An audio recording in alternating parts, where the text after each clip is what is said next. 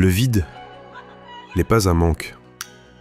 C'est un trop-plein. Tu crois que t'es vide, mais non. T'es rempli. Trop de bruit, trop d'alertes, trop de tension, trop de rêves écorchés, trop de « tu le vrai ». Et alors tu coupes, tu disparais, tu t'éteins.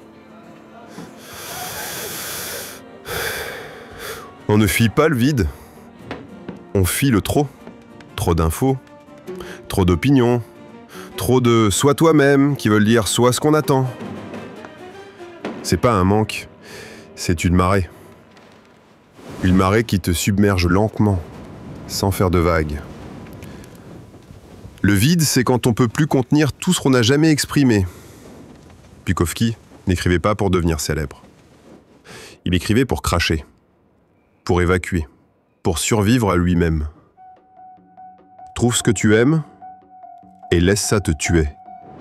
C'est pas une punchline, c'est un constat. Camus disait « Il n'y a pas d'amour de vivre sans désespoir de vivre ».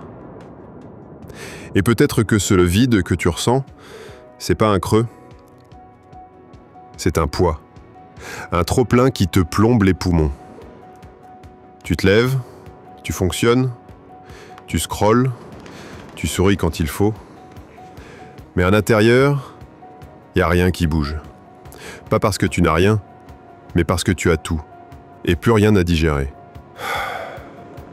Le vide devient un mécanisme de survie, un cri qu'on garde pour soi. Fatigue permanente, désintérêt soudain pour ce qui t'animait, refus de répondre, silence, même dans ta tête.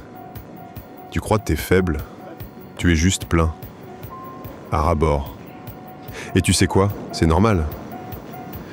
On te dit « sois heureux, fais du sport, mange sain, sois productif », mais jamais « sois paumé, sois vulnérable, sois libre de rien vouloir ». Et alors, tu imploses en silence. Sioran disait « Le vide nous habite comme un luxe trop cher à exprimer ». Parfois, s'arrêter, ce n'est pas abandonner, c'est résister. Refuser de continuer à encaisser. Le vide n'est pas une fuite, c'est une pause sacrée. Une manière de ne pas mourir entièrement. Tu n'as pas à tout porter, tu peux déposer. Laisser couler, écrire, marcher, ne rien produire pendant un moment. Tu n'as pas besoin de remplir le vide. Tu dois juste le laisser respirer. Ce vide peut devenir un havre, un jardin sans bruit, un lieu à toi. Pas un trou noir, un espace sacré. Cogno de fond cellier, au là où tu pensais être mort, t'étais juste plein, trop plein. Le vide n'est pas un manque, c'est un trop plein. Cogno de fond cellier, alors vide-toi, par les mots, par les silences, par l'art, par la marche, par le cri. Cogno de fond cellier, mais vide-toi avant que ce trop ne t'efface.